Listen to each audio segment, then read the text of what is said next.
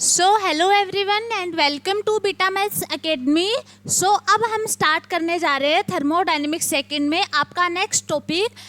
तो टॉपिक है third law of thermodynamics. Thermodynamics यानी ऊष्मागतिकी का तीसरा नियम अब हम पढ़ने वाले हैं।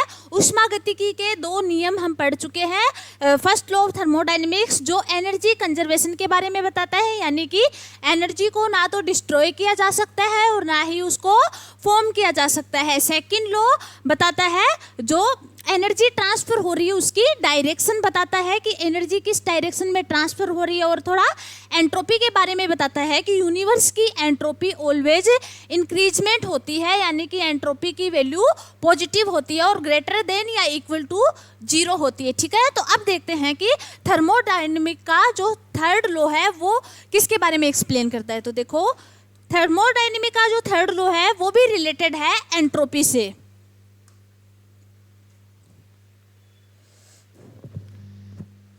तो देखो, according to thermodynamic third law, according to this rule 0 degree temperature but the value of entropy of perfect cycle is 0। जब हम देखो इस नियम के अनुसार जब हम 0 डिग्री टेम्परेचर लेते हैं तो 0 डिग्री टेम्परेचर पर किसी परफेक्ट साइकिल की एंट्रोपी का मान भी 0 होता है। ठीक है, तो थर्मोडायनेमिक का थर्ड लॉ हमें ये बताता है कि अगर हम टेम्परेचर 0 से स्टार्ट करें, ठीक है, 0 डिग्री सेल्सियस टेम्परेचर से स्टार्ट करें, तो किसी भी परफेक्ट साइकिल की जो एंट्रोपी है डेल्टा एस उसकी वैल्यू हो जाएगी 0। ठीक है, तो at constant pressure temperature change in entropy with, तो स्थिर दाब पर टेम्परेचर के साथ एंट्रोपी में होने वाला चेंज बताता है थर्ड लॉ ऑफ थर्मोडायनेमिक्स, जो अब हम निकालेंगे। तो देखो, अपने पास एंट्रोपी का फॉर्मूला होता है डेल्टा एस, लिखो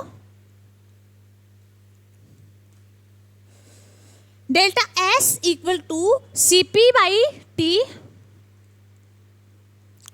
delta T plus R L N D P by P. ठीक है, तो ये होता है अपने पास एंट्रोपी का फॉर्मूला। वैसे तो अपने पास एंट्रोपी चेंज के दो फॉर्मूलेज होते हैं जो पिछले लेक्चर्स में हम पढ़ के आए हैं। एक तो वो अगर वेरिएबल्स हम ले टेम्परेचर और वॉल्यूम, ठीक है, तब तो यहाँ पे Cp की जगह आ जाएगा Cv यानी heat capacity at constant volume. अगर ठीक है, और यहाँ पे आ जाएगा डेल P बाई P की जगह आ जाएगा डेल V बाई V। अब हम ले रहे हैं यहाँ पे एट कांस्टेंट प्रेशर, प्रेशर के साथ टेम्परेचर में होने वाला एंट्रोपी चेंज हम निकाल रहे हैं। तो इसके लिए डेल्टा एस की वैल्यू आएगी Cp by T delta T, फिर R L N D P by P. ठीक है, तो अगर हम वेरिएबल्स ले रहे हैं प्रेशर और टेम्परेचर, तो इसके लिए अपने पास एंट्रोपी का फॉर्मूला ये आता है। ठीक है, अब देखो इस फॉर्मूले में हमने लिया है एट कांस्टेंट प्रेशर। ठीक है, अब यहाँ पे प्रेशर कांस्टेंट है यानी कि स्थिर दाब पर ये चेंज हो रहा है एंट्रोपी में चेंज।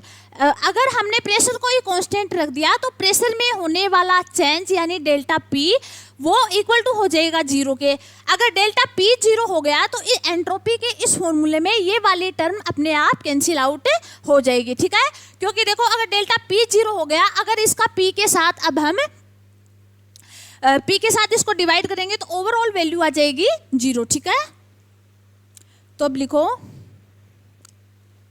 यहाँ पे because pressure is constant therefore delta P या फिर डीपी लिख लो इसको, डीपी डेल्टा पी यानी प्रेशर में चेंज इक्वल टू आ जाएगा 0। ठीक है,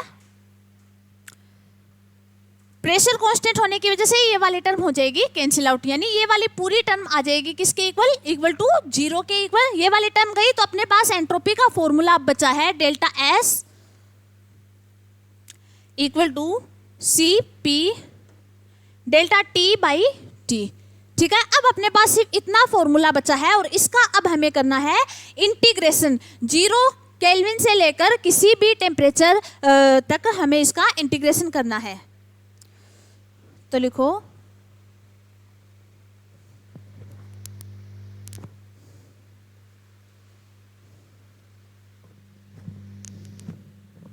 ठीक है, अब इसका हम इंटीग्रेशन करेंगे 0 से लेके केल्विन के टेम्परेचर तक। 0 टू K टेम्परेचर तक। लिखो इंटीग्रेशन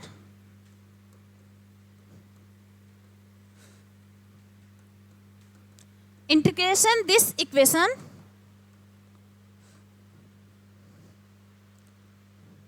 इक्वेशन फर्स्ट बोल दो, ठीक है इसको।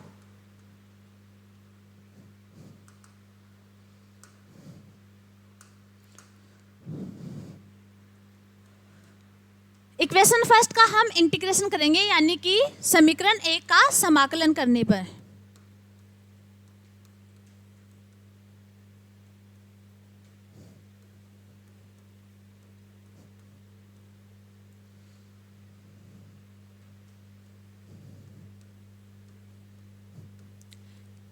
ठीक है, और लिमिट लेंगे हम 0 से केल्विन तक।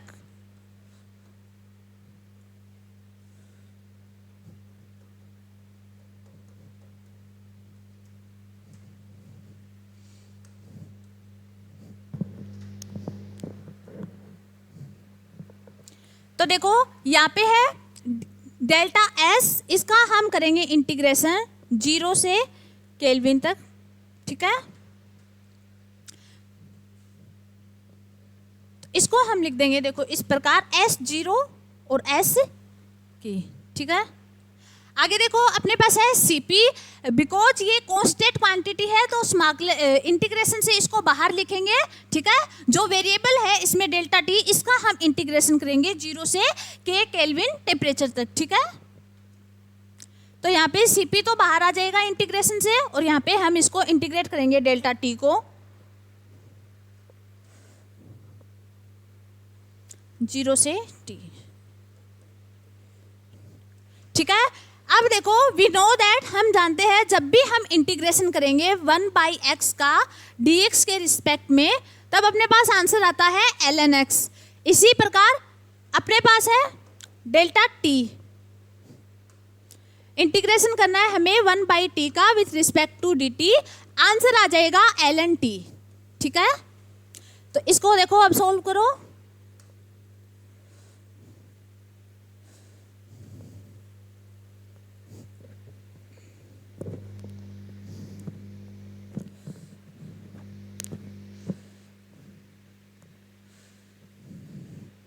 ठीक है, तो ये आ जाएगा upper limit minus lower limit, जब इसको सॉल्व करेंगे तो, और ये आ जाएगा Cp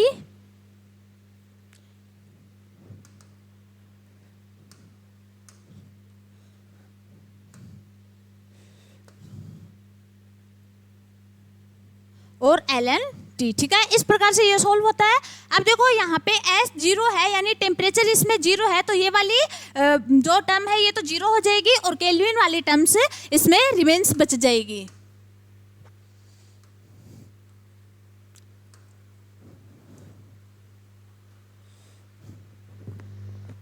ठीक है, तो यहाँ पे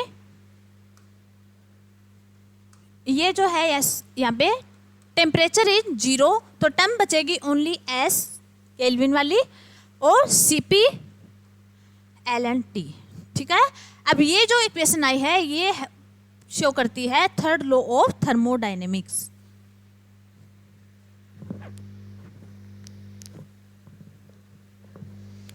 ठीक है, तो इसमें अब देखो जो यहाँ पे S, इसके बेस में हमने K लिख रखा है, यानी K मतलब जो टेम्परेचर हम लेते हैं केल्विन में, या फिर इसको लिख सकते हैं ST।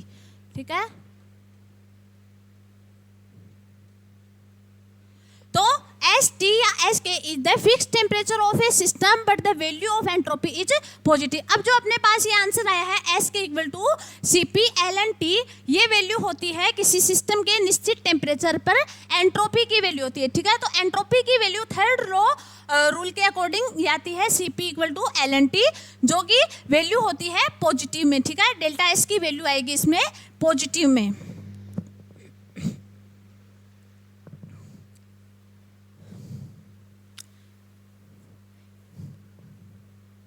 ठीक है, तो यहाँ पे शो होता है कि इस रूल के अकॉर्डिंग 0 डिग्री टेम्परेचर पर किसी परफेक्ट साइकिल की एंट्रोपी 0 होती है। तो ये था अपने पास थर्ड लॉ ऑफ थर्मोडायनेमिक्स। ठीक है।